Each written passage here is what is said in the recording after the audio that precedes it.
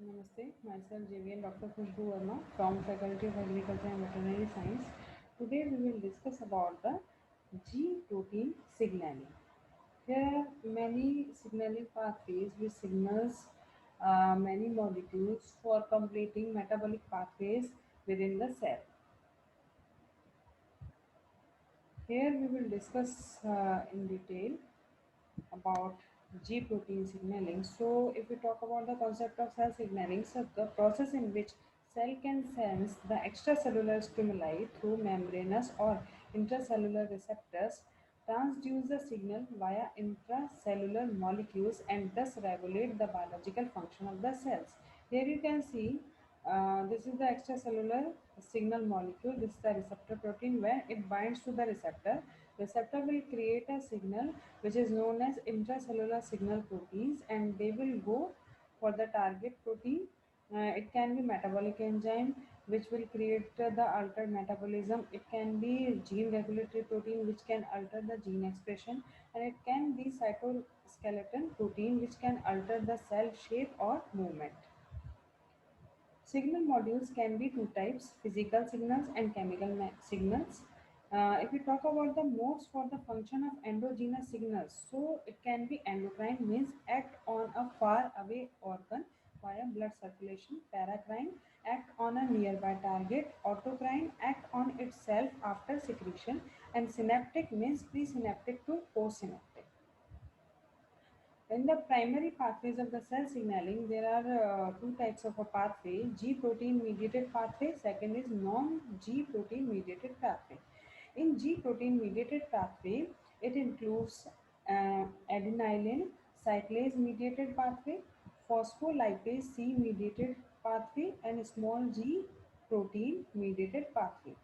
G proteins coupled with members of 7 alpha helix transmembrane domain of the receptor superfamily and are regulatory protein that act as a molecular switches. They control a wide range of biological processes. If we talk about the classification of G proteins, so here are large heteromeric G proteins contain high molecular weight G protein, trimeric GTP binding regulatory protein, and small monomeric G protein which includes RAS. Here you can see simply structure of G protein receptor. In the if we talk about the G protein activity regulation, so in G protein coupled receptor, extracellular portion of receptor provide messenger binding site.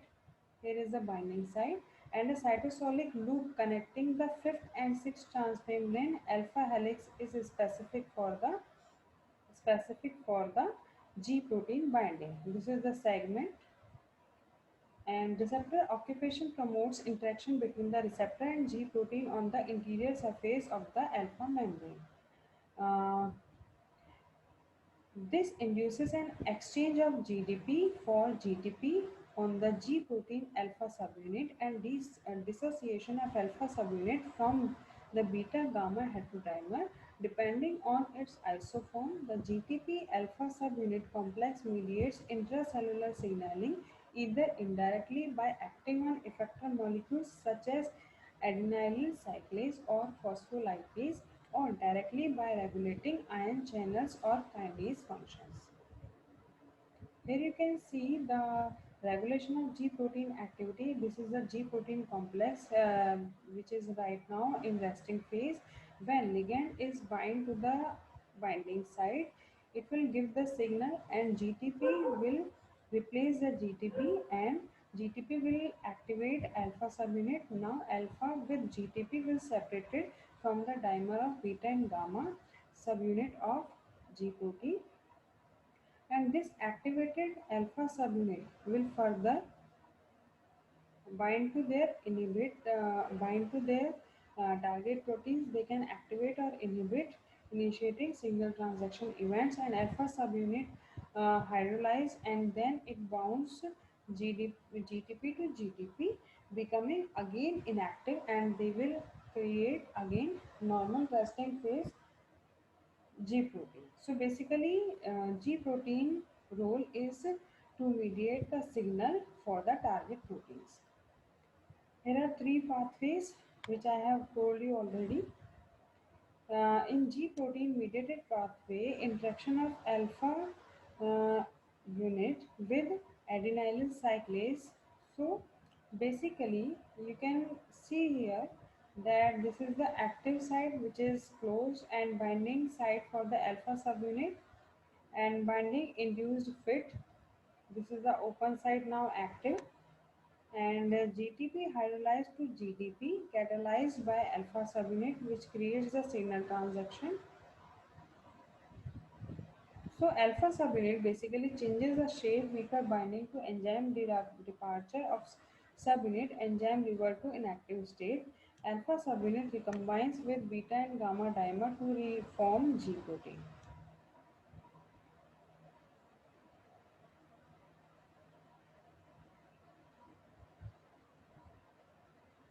In the adenylyl cyclase mediated pathway, here you can see this is the G protein coupled receptor which will create or activate the adenylyl cyclase.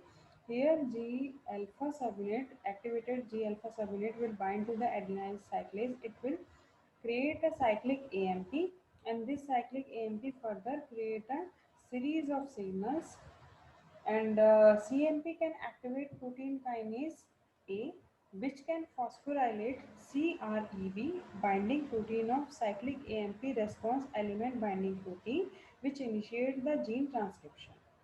CRE is a cyclic AMP response element in DNA. Next one is the phospholipase C mediated pathway. Here you can simply see this is the ligand which will bind to the receptor and then it will activate the G protein. G alpha activated will bind to the phospholipase C and then this complex will create IP3 and DAG. IP3 is released into the cytosol where it triggers the calcium release. On the other hand, DAG remains in the cell membrane and where it activates protein kinase C. So role of signaling is stimulation of cell growth, regulation of ion channels, changes in cytoskeleton, elevation in cytosolic pH and secretion of proteins. Perspective of G protein signaling role in plant and animal systems. So in animal system, role of G protein signaling is well known in perception of light, odor, certain tastes, and hormones and neurotransmitters. According to the recent studies, G signaling is at the heart of many plant biophysiologies of agronomic importance, such as pathogen caused disease resistance and harvest index. So in future, translation work will certainly improve the agriculture. So here is a sum up of this session and this session is powered by Digital Version 2.0 Jyoti Vidyapeeth Women's University Jaipur. If you have any query then mention in the comment box. I will resolve it. Thank you.